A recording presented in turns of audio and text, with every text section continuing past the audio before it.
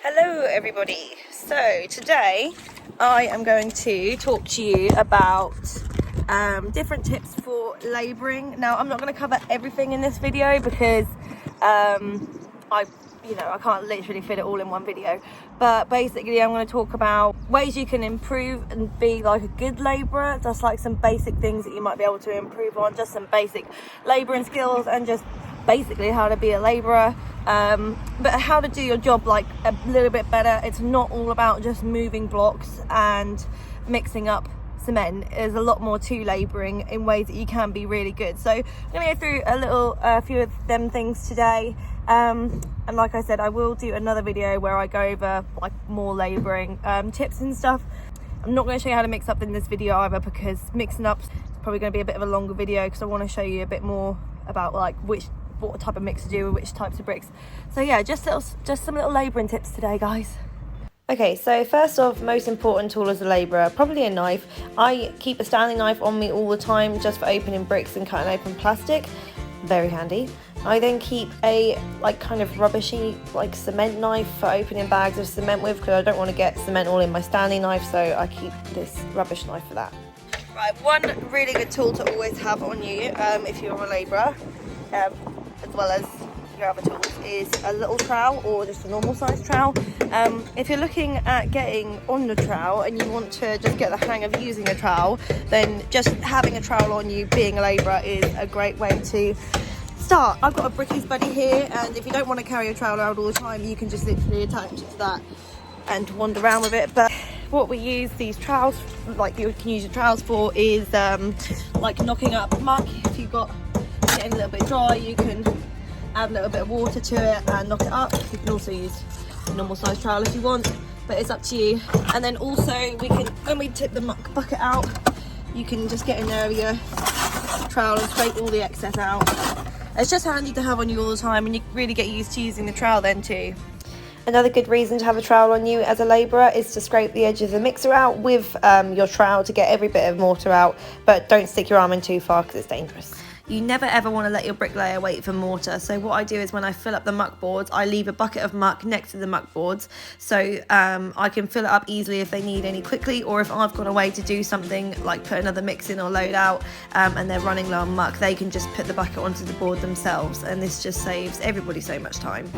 Right guys, we've got some dry bricks today. So Josh has mixed up the best he can with some wet sand, but this is pretty perfect for dry bricks. It's a little bit wetter than normal. If you were using wet bricks, you'd make this muck a little bit drier. Since our bricks are bone dry today, this mix is perfect. Tell us what you put in there, Josh. I put a little bit of Feb, not too much water because the sand was wet, 4 sand, half a bag of cement and another 4 sand, didn't I, Charlie? Yeah. Our sand's a little bit wet today, so that's why he only put a little bit of water in, because there's already water in the sand. And then if it does come out and it is too wet, then you just always add a little bit more cement just to dry it up a bit. But yeah, it's a perfect mix. Another thing you can do if your muck does come out and it is soaking wet and you can't put it back in the mixer for whatever reason, is to put some breeze blocks in it. These will absorb the water and help dry it out quickly. So on to loading out now. Basically, one thing that I found out the hard way, and I didn't learn for ages, was to turn the bottom of the brick to the outside, so then your brick clamp can clamp onto them. Easy, only don't drop them all over the floor. This sounds like a really simple thing, but I didn't know it, so if anybody didn't know that, then here you go. We love all living things, so please make sure if you do find any creepy crawlies, don't hurt them and put them out of the way in a safe place. Thank you. Okay, so as you can see here, guys, I have 2 packs of bricks open, and I actually did open another pack after this. Bricks can come in like loads of different shades, so even though you might have ordered all your bricks at the same time, they all might be different shades and different packs. So it's really important to open as many packs really as you can and mix them all in as you go. If you don't, this will stand out like a sore thumb on the house. So we just mix them coming out of the pack, then they get mixed again on this stack. I put them on the first lift, they get mixed again. I put them on the top lift, they get mixed again. And then eventually when they're loaded out and we use them, they should be like completely mixed in, and we'll have like loads of different shades of bricks, and it'll look really lovely, hopefully.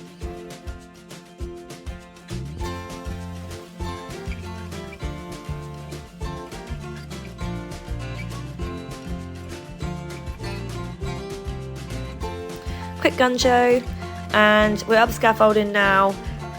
We've loaded out, got our muck boards out. You want to make sure that you've got your muck boards and your bricks close so that the bricklayer can reach them, but not too close that he can't work in that space. And if you've never loaded out before, set out, so this is how we do it. We put the brick stacks up and then we leave enough room in there for the muck boards. Bricks are stacked in 2 lots of 6, and we just alternate them stacks as we go up. And when your brick stack gets a little bit low like this, to help your bricklayer, you can quickly just turn them into a stack of 3 and alternate them up, so it's like easier for the bricklayer to reach. As you can see here, I have a reveal, and you can do this on block work too, but basically with a reveal you're going to need halves. So what I do is just put like a little stack of halves wherever there is a reveal, just to make it quick and easier for the bricklayers. And there you have it, we've got our wall and all of our bricks have been mixed in really nicely. My number 1 rule on site, which my dad taught me, is never ever go up the ladder empty-handed. Just because you're a labourer doesn't mean you are a bricklayer's slave. You can leave some buckets of muck at the bottom of the ladder, and every time a bricklayer or labourer or anyone goes up, they can take a bucket of muck up with them, and that just saves you breaking your back. Cleaning up behind you. Now, bricklayers don't really know how to do this, and unfortunately it is a labourer's job. So what I tend to do when I'm finishing and cleaning up after everybody is I take everything possible off the scaffolding that I can, muck boards, buckets, anything that's in my way, and then I start stacking blocks. So these ones, we probably won't use them, but they're going to stay at the scaffolding anyway, so I'll just stack them neatly in a pile. You can do that with any blocks that are staying on the scaffolding. You don't have to take them down, you can just stack them neatly. So yeah, here's some videos of me cleaning.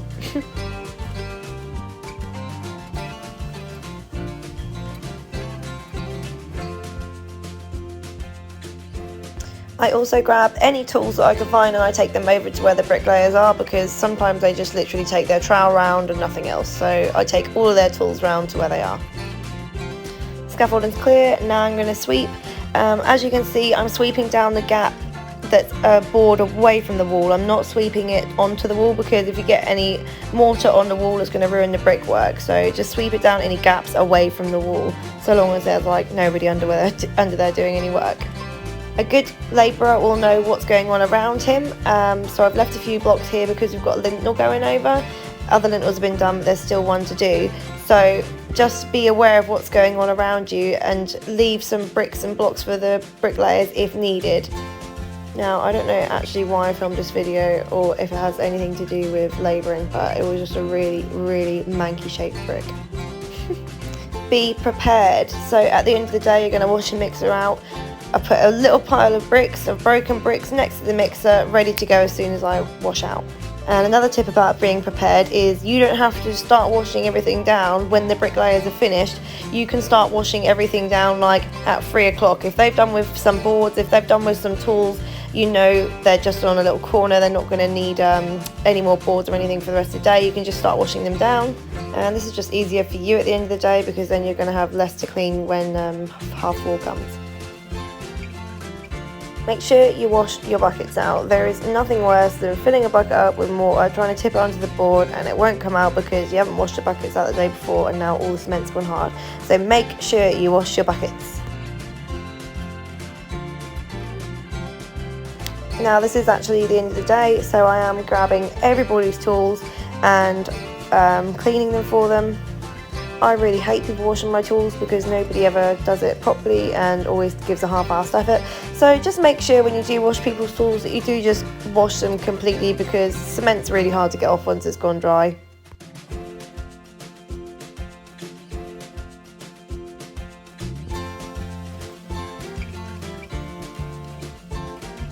And now what I do once I've finished cleaning the tools is I go around the whole site and I make sure nobody's left anything. I start grabbing all the tools and just putting them in a pile, so when the bricklayers go to put all their tools in the car, they can see exactly what's there and just take their own stuff easily.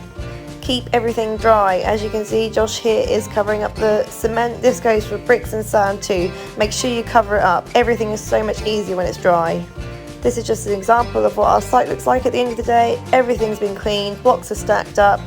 We haven't got a skip at the moment, so we've put all our rubbish in a pile and I've just put some wood and something over it so it doesn't blow away. We've come to the end of the day and we are now going to wash the mixer out.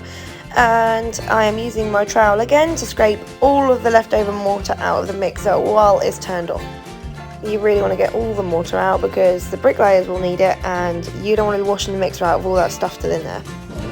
Now here is a typical blonde moment. Now don't get me wrong, most things I can do on my own, but I can just never ever pull start anything.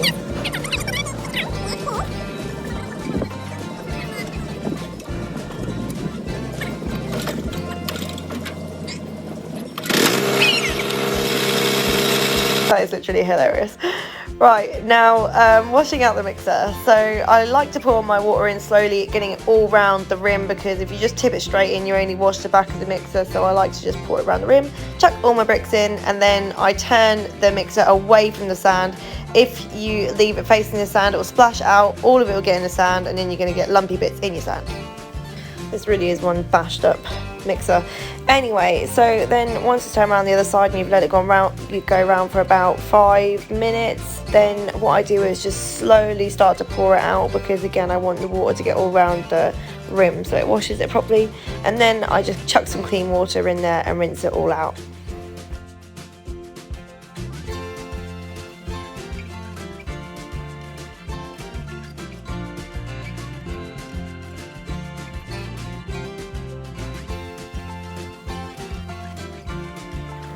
Last tip, where the handle meets the trowel, all of the muck, and same with the shovel, all the muck gathers around there and it goes really hard, so make sure you clean that area with special care. See how Josh has not washed his handle on his properly, and now the muck's built up. And my lovely trowel, I've kept it very clean, because Josh is a dirty boy. Dirty boy, dirty. And that is all my tips for today, guys. Thank you so much for watching. Again, this is my only second proper YouTube video, so here is a video of me galloping through some water with my horse. See ya!